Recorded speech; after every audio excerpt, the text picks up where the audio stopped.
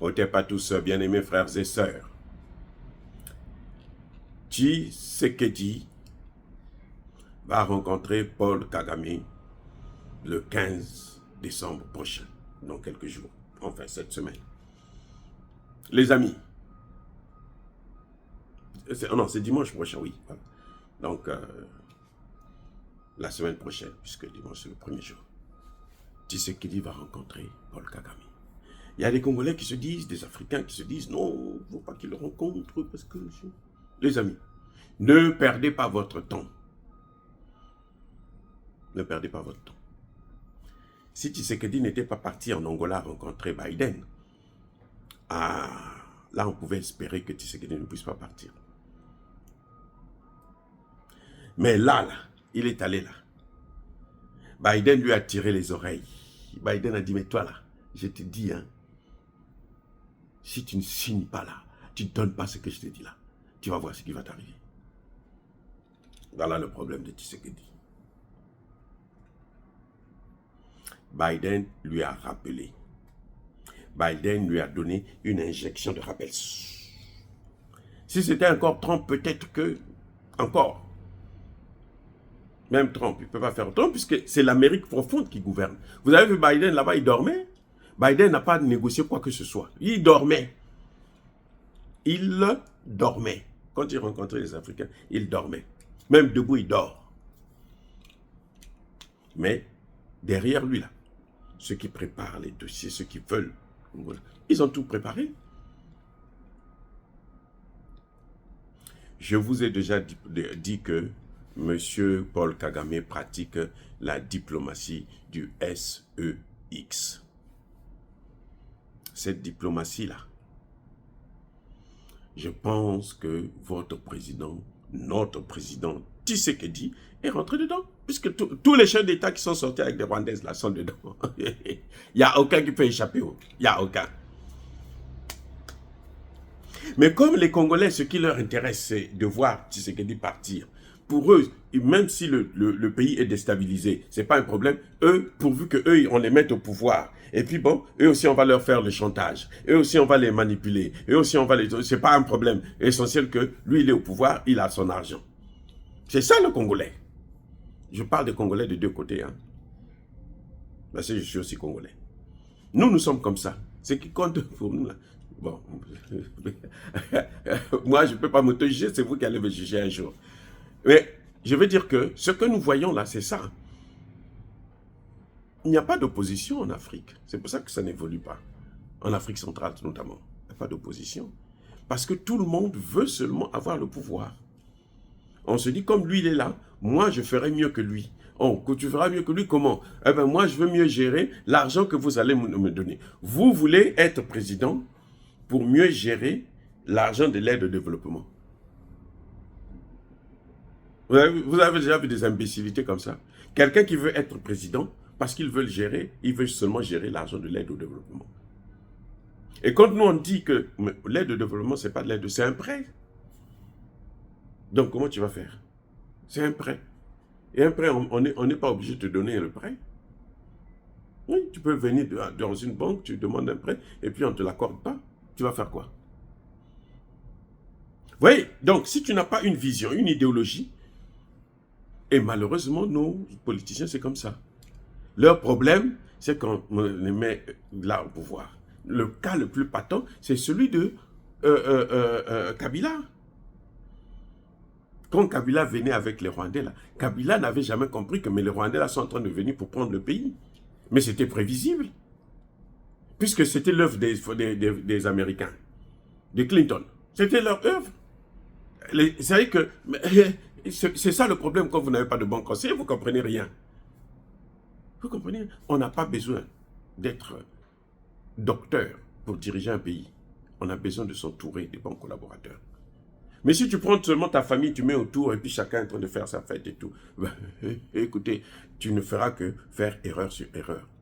Et tu vas terminer mal. Avec beaucoup d'argent, certes, mais tu vas mal terminer. Donc, ne vous attendez pas à ce que Tshisekedi ne puisse pas partir. Puisque Tshisekedi, on le tient. Vos généraux, là, on les tient.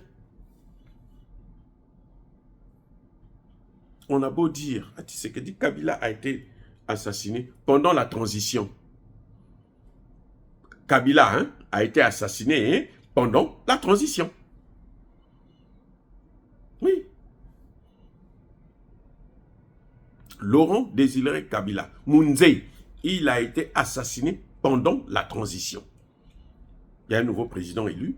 Maintenant, ils sont en train de préparer leur machin. Lui, il doit nettoyer ses dossiers. Il a assassiné l'autre qui n'a pas fait tout ce que, n'a pas donné tout ce qu'on lui demandait. Ah oui. Les amis. Lumumba a été assassiné pendant la transition. On dit ça aux Congolais, ils ne comprennent pas. Bon, les dirigeants là, ils ne comprennent pas. Parce qu'ils ont peur du chantage. Parce qu'on a leurs photos nues. On a leurs dossiers compromettants. Soit ils ont violé des enfants, soit ceci, soit cela. On leur sort ça.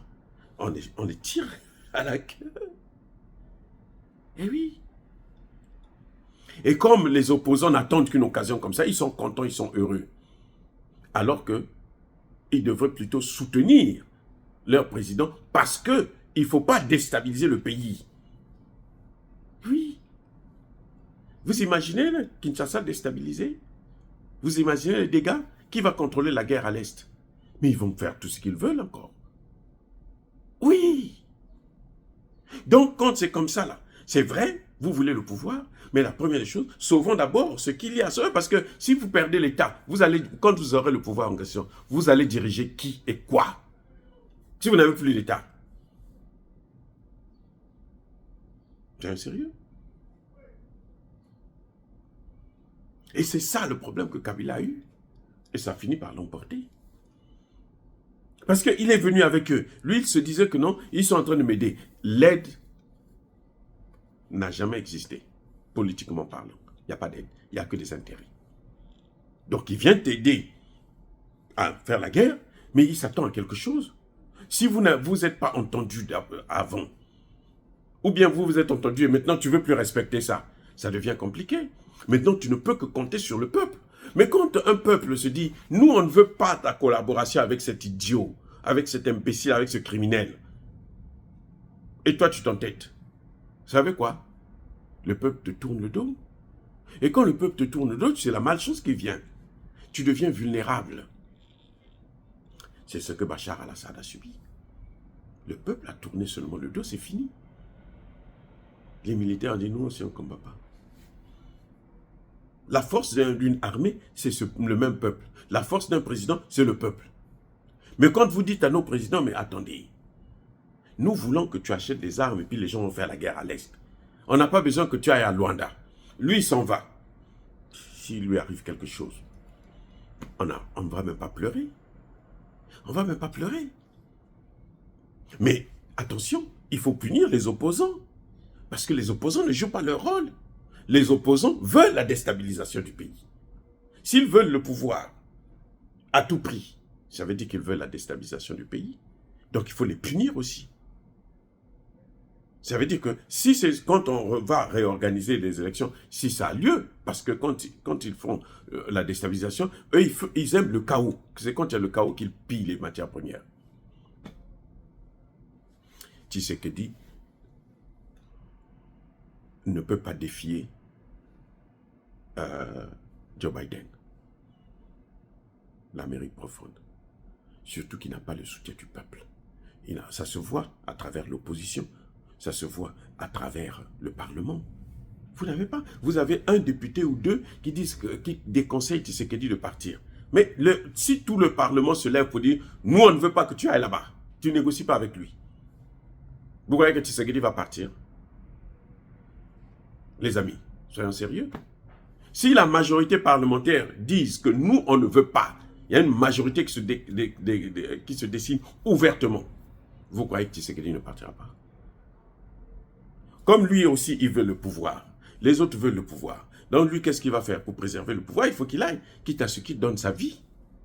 Et il pense qu'il va être héros, mais un héros mort ne sert à rien. Il ne pourra pas être un Lumumba, parce que depuis tout le temps, on lui dit ce qu'il faut faire, il ne le fait pas. Lumumba se battait pour le pays. C'est pour ça que son nom est resté. Il est mort depuis longtemps. J'étais même pas encore né quand Lumumba est mort. Mais regardez jusqu'aujourd'hui. Je ne l'ai jamais connu. Mais dans ma tête, je le considère comme étant un père à moi. Oui, parce qu'il s'est rapproché de nous. Et ce rapprochement-là, ça se transmet par le sang. L'éloignement aussi se transmet par le sang. Nous avons vu des chefs d'État. Vous comprenez? Quand la guerre se déclenche au Congo-Brazzaville, en 97, les gens qui travaillent avec le président disent non, c'est pas notre problème, il n'a qu'à régler ça avec telle personne, puisque c'est cette personne-là qui est réglée, à qui il donnait tout. Il comptait sur cette personne, tout son amour, il avait monsieur. Elle n'a qu'à se battre. C'est l'erreur, c'est une erreur.